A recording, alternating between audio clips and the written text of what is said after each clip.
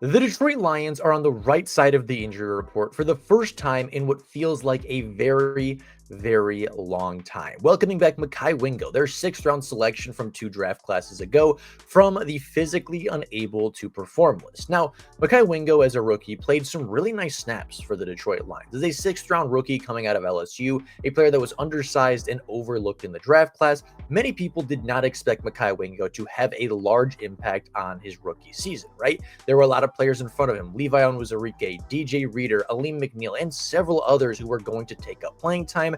But even as a sixth round pick, even having an uphill battle to climb, Mekhi Wingo was productive for the Detroit Lions. And despite him being a rotational piece, despite him being a specialty piece for the interior of the defensive line, he is a welcomed addition back to this group who could potentially be much better at getting to the quarterback than they were a season ago.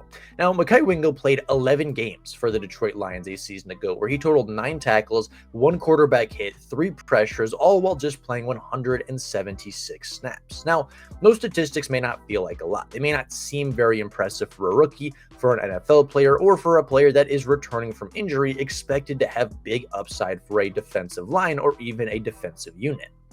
But as a sixth round selection, carving out any kind of a role on a defense, especially one as good as the Detroit Lions was early in the NFL season, is not an easy task to accomplish. Mekhi Wingo showed that he was a young rotational piece, that he had pass rushing upside, he showed off his high motor, and truly, in a class that was a little bit underwhelming for their rookie seasons, was a rookie standout among his draft classmates. And it's a draft class that often gets overlooked and often gets hated on more than the others because the immediate impact wasn't felt, right? Terrion Arnold was a starter, but wasn't a star in the same way that Penei Sewell was from day one. It wasn't a star the same way Aidan Hutchinson was from day one, or some of the other rookies that immediately took snaps and immediately turned into really strong players. Christian Mahogany is arguably the second best player from that draft class, and he wasn't selected until the 6th round and only played 2 games for the Detroit Lions a season ago.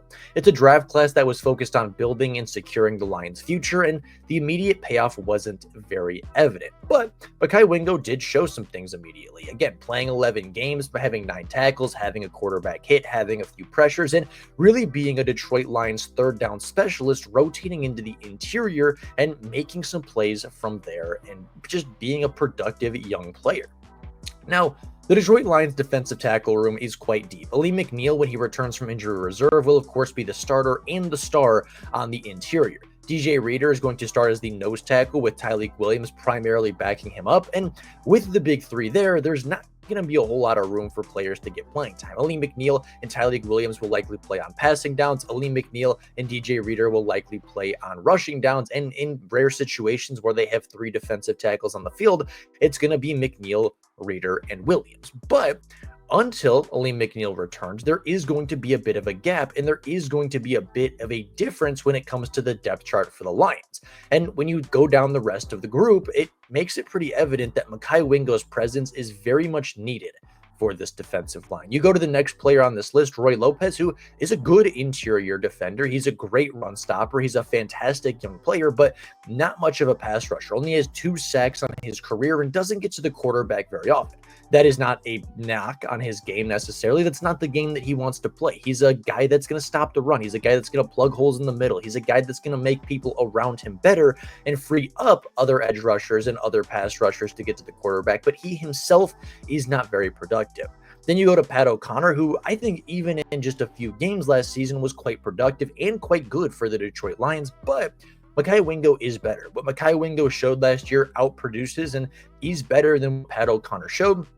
And the same thing goes for Myles Adams. The same thing goes for Broderick Martin. And the same thing goes for the rest of the defensive line group going down the board. So you welcome back Mekhi Wingo, a pass rushing specialist, a player that got to the quarterback a few times last season. And all of a sudden, he's immediately your defensive tackle 4 and arguably your best pass rushing defensive tackle going into the season until Aleem McNeil returns. So that's the role that he's going to play. And last year, the defensive tackles didn't get to the quarterback very often, right? Aleem McNeil had 3.5 sacks in 14 games. DJ Reader had 3 sacks in 16 games. Levi Onwuzurike had a sack and a half while leading the team in pressures. Miles Adams had a sack, as did Pat O'Connor, both playing a lot of significant snaps towards the end of the NFL season. And funnily enough, I think both of them came on Thursday Night Football versus the Green Bay Packers. So after that, there wasn't a whole lot of pass rush going on from the interior of the defensive line. And that's where Mekhi Wingo can come in. That's where Mekhi Wingo can star and be the best version of himself. In his career at LSU, he played 35 games for the Tigers. He put up 104 tackles, 13 TFLs, 8.5 sacks, 1 interception, 4 passes defended, 2 fumble recoveries, and a forced fumble. He's a player that gets to the quarterback. He's a player that is disruptive in the middle. He's a player that is slippery in the middle. And despite being a bit smaller, he is a very productive player on the interior of a defensive line. He's going to fill a role that the Detroit Lions just currently don't have on the interior, right? Aidan Hutchinson is a fantastic pass rusher. Marcus Davenport is a good edge rusher. Even guys like Al-Qaeda Muhammad and Nate Lynn are showing really good things from the edge, but you go to the interior and it's a lot of run stopping. And that's where Brad Holmes wanted to build his roster. He prides the defensive line on their ability to stop the run. And over the last several seasons, with the exception of last year and the injuries, they've been a great defending team. They've been a great run stopping defensive line, where in 2022, they were a top 10 line when it came to stopping the run. In 2023, they were maybe the best run stopping defensive line in all of football. And even with all of the injuries a season ago, they still finished last season with the 5th fewest rushing yards allowed by a defense in the NFL. Yards per carry wasn't very good, but overall yards per game and yards allowed total was ranked top 5 in the NFL.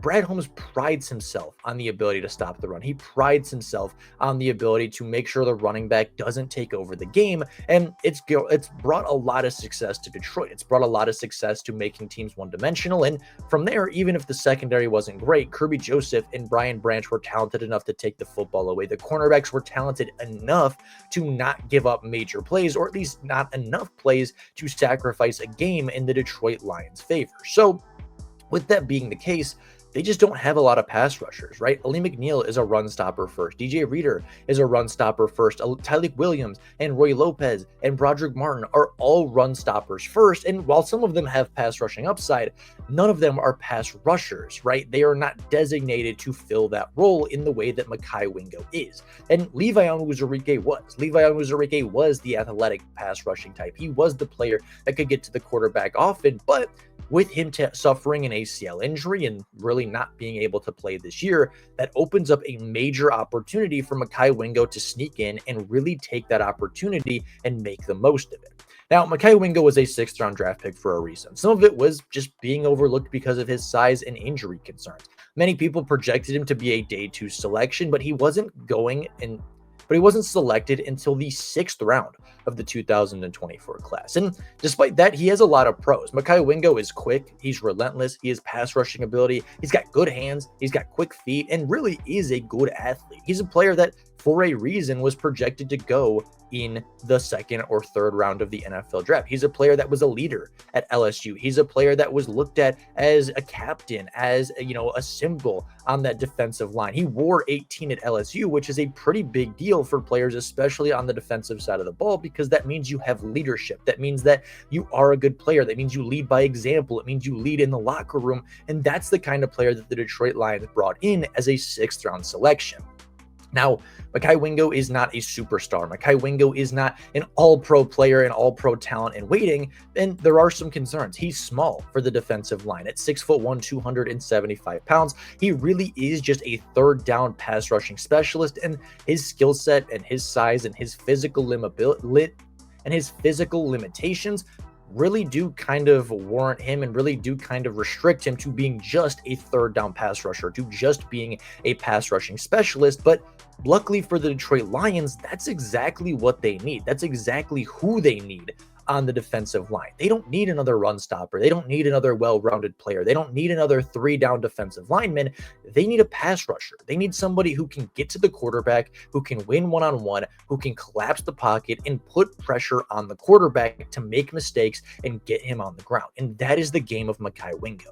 He might not play a lot of snaps. He may only play 10 to 11 snaps a game. He may only get 1 to 2 shots at the quarterback at a time, but Mekhi Wingo is a disruptive player. He is a disruptive force for this Detroit Lions defensive line, and I'm really excited for them to get him back. Is he a superstar? No. Is he an all-pro? Absolutely not. But he is a valuable piece the Lions are adding, and it makes the Detroit Lions defensive line just a little bit stronger going to Lambeau Field in week 1. So with all of that being said, that's what I got for you guys right now. Let me know your opinion and your expectations for Mekhi Wingo as he returns from injury. Do you expect him to take a step up from where he was a season ago?